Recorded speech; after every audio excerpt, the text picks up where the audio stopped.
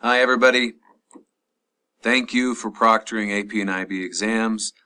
This is a quick video on proctor responsibilities for AP exams. So welcome to proctor training. We thank you. I'll send you this PowerPoint, but just in case you see that phone numbers are on here, there's my phone number if you need to call me, and there's Chris's phone number if you need to call her. We're just trying to be professional. As with just about everybody else who's proctoring, you're a secondary, in some cases a third or a fourth proctor, so the primary proctor responsibilities will be taken care of by somebody else, so most of this is an FYI. Do what the primary proctor asks you to do and everything will be good. So I will have also attached the AP Coordinator's Manual for your review, specifically pages 29 through 33 are the specific duties assigned to proctors. So I suggest you take a look at that. It's a pretty easy read. Make sure you check the proctor schedule. That's going to be the most important thing for you to be there. In some cases, we have AP exams in excess of 200 students, so we have to have enough proctors in the room to administer the exams. You should report to your testing location about 7:15 for morning exams and about 11:30 for afternoon exams. We want to start all exams on time, so 8 o'clock for the morning ones and 12 o'clock for the afternoon ones. Again, we need to start on time. If we don't start on time, we could negate the whole thing. So please make sure you're there on time to problem solve if need be. The lead proctor will tell you when to read directions, or will read directions him or herself, and will pass out exams, but might ask you to help passing out exams, especially in those big ones. Every kid's going to have a student pack. You're going to see that it's on their desk before they even get there. You might need to pass those out.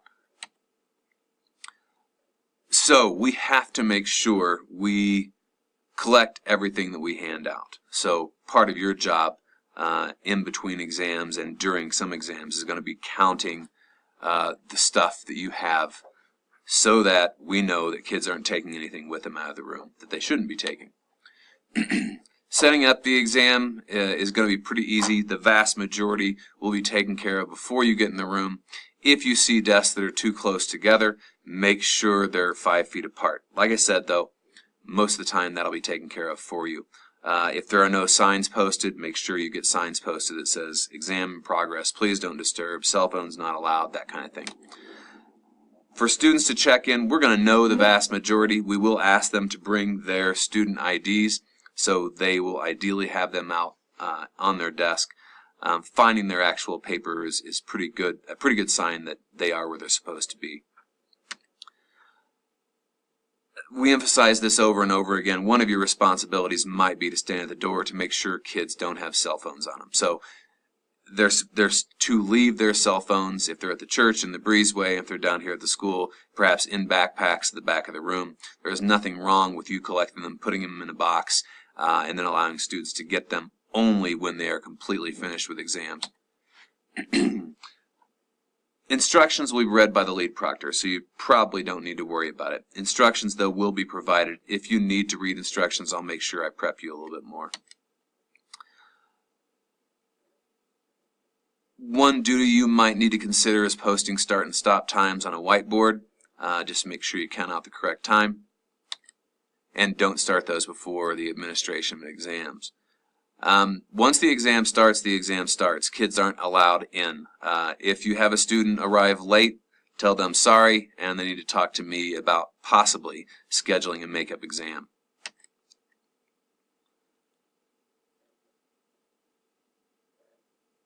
Again, make sure you collect all exam material before students leave when they're finished testing. So they're afforded a 10-minute break. A few things on this. I don't think I'd give them the entire 10. You probably want to make it a 7-minute break so that you can actually start after 10 minutes. You'll want to make sure students don't access cell phones on that break. They can't have a snack or whatever if they want to. I like to avoid this. However, if a student needs extra paper, they've run out of space in their exam, they can write supplements to answers on extra line paper. So if they need it, we'll provide it to them, and then you just need to make sure the exam and the exam paper stay together so that I can then staple it in and write an irregularity report for that student. There are some specific directions on specifically the U.S. history exam, but the instructions and the lead proctor will make sure students do what they're supposed to do. So after the exam, again, we're collecting everything. They're not leaving with anything except for what they brought with them. Make sure that they do, however, collect their personal items when they leave. The funnest thing you'll probably do today is create a seating chart. This is quite a task, especially in those huge exams, but we need to know where they're sitting. For AP exams, they'll be sitting, generally speaking, alphabetically. If there's an incident, there is a form you're to fill out, but I'll fill it out with you. There's also a cancellation form. I've only had this happen once, so a student takes the exam and says, yeesh, I don't want that graded. They have to fill out a cancellation form, but like I said, I'll fill that out with you. Calculators will be checked prior to the exam, so you don't need to worry about it. Generally speaking, anything with that can show a video is not allowed, but like I said, I'll check those before the exam. There is an ambiguity form, so a student feels like a question was ambiguous or had the wrong answer or something like that. They can fill out a form. That probably won't happen.